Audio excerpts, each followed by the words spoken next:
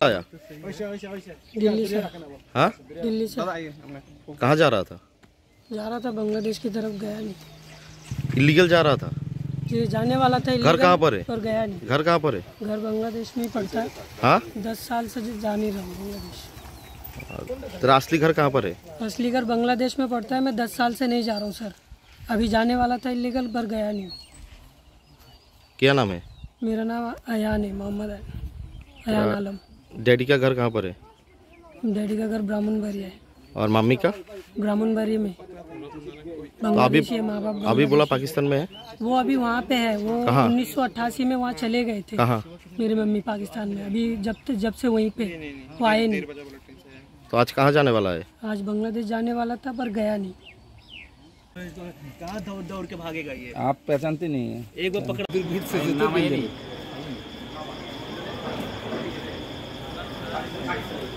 ना, ये सीरियस कुछ ना, ये योग फ्लो है ना।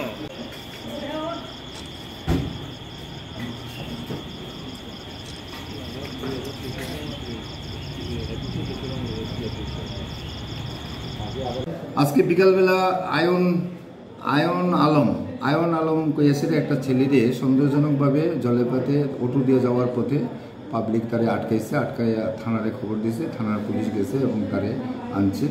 তো প্রথমে বাংলাদেশ কইয়াছিরা এক সময় এক কথা কয়, একবার কয় জন্ম পাকিস্তানে, তারপর আবার বাংলাদেশে। তো একটু সন্দেহ হয়েছে। আনানোর পরে থানাতে আমরা ইন্টারোগেশন করে দেখলাম যে তারা অ্যাকচুয়ালি বাংলাদেশেই ছিল এক সময়। বাংলাদেশে মায়ারামপুর, এটা হলো ব্রাহ্মণবাড়িয়া ডিস্ট্রিক্ট, মায়ারামপুরে তার আগের বাড়ি ছিল। তো 25-30 বছর আগে নাকি তারা পাকিস্তানে শিফট হয়ে গেছিল। তো ওইখানে যাওয়ার পরে ওই ছেলেটা জন্ম হয়েছে পাকিস্তানে। তো পাকিস্তানে নাকি তারা আর কি সিস্টেম পাকিস্তানের যে পাকিস্তানের যদি ডকুমেন্টস না থাকে তাহলে পাকিস্তানে থাকা যাইব না, পেয়েছিল জেলে ঢুকবো। তখন তার বাবা আবার 2011 সালে এই ছেলেটাকে নিয়ে সেটা বাংলাদেশে রিটার্ন করছে। কিন্তু তার মা এবং তার আরও 4 ভাই, আরও 4 বোন, এটা তারা পাকিস্তানে রয়ে গেছে। শুধু তারা এখানে আবার বাংলাদেশে শিফট হয়েছে। তো বাংলাদেশে শিফট হওয়ার পরে 2014 সালে, গত এই 2014 সালে সে আরও কিছু বাংলাদেশের সঙ্গে একখানা যুক্ত হয়েছিল ভারতে কাজ করার জন্য। তারা পশ্চিমবঙ্গের বর্ডার দিয়া ইন্ডিয়াতে ঢুকছে। তো ইন্ডিয়াতে ঢোকার পরে সে কেরালাতে ছিল একটা কোম্পানিতে কাজ করতো, প্রায় 2 বছর নাকি ওইখানে কাজ করছে। তারপরে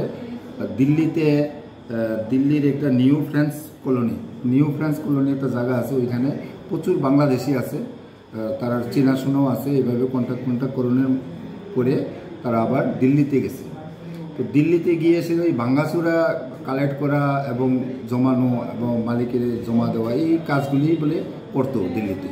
তো সেখান থেকে অনেকদিন থাকার পরে তার মনে আইছে যে আমি আবার পাকিস্তানে মার্কাসে যাবো।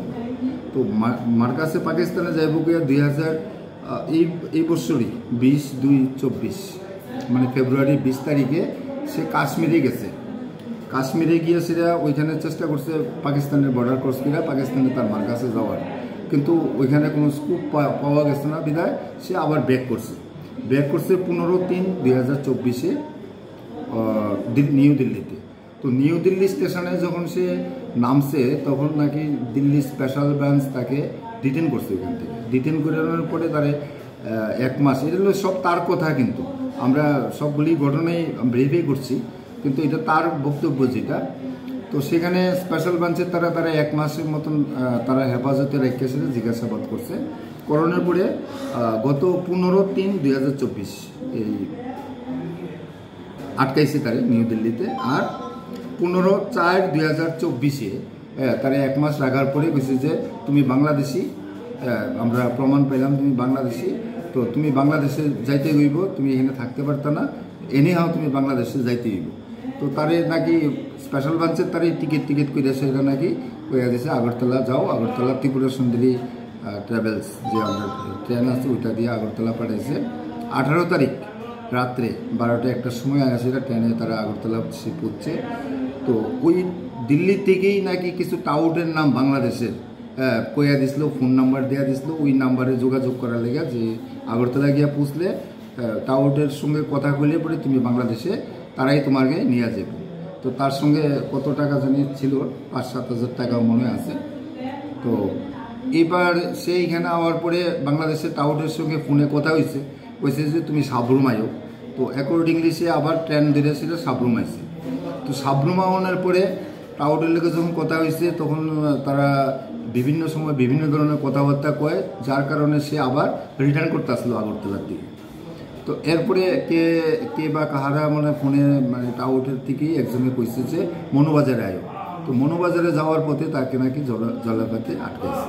তো এই হলো ঘটনা। কিন্তু ঘটনাটা আমরা, এটা তো তার বক্তব্য। এখন তার মোবাইল সিজ করা হয়েছে, তার জিনিসপত্র কিছু আছে, তার সঙ্গে আধার কার্ড আছে, ইন্ডিয়ান আধার কার্ড। তো এটার ব্যাপারে তার বক্তব্য হলো দিল্লিতে অনেক এজেন্সি আছে, অনেক লোক আছে, তারা পরিচিত, এমন বাংলাদেশ থেকে যারা আয়ে তাদেরকে আধার কার্ড করে দেওয়া হয় ওই টাকার বিনিময়ে। 1,5-2 হাজার টাকা দিলে আধার কার্ড করে দেওয়া হয়।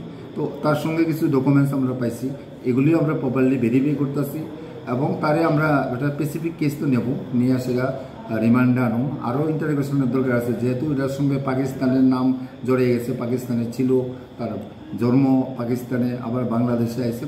তবে ঘটনা কতটুকু সত্য কতটুকু মিথ্যা তার বক্তব্যটা আমরা ভেরিফাই করব। ভেরিফাই করে যথাযথ ব্যবস্থা, আইনগত ব্যবস্থা যা যা নেওয়ার আমরা নেব। Thank you.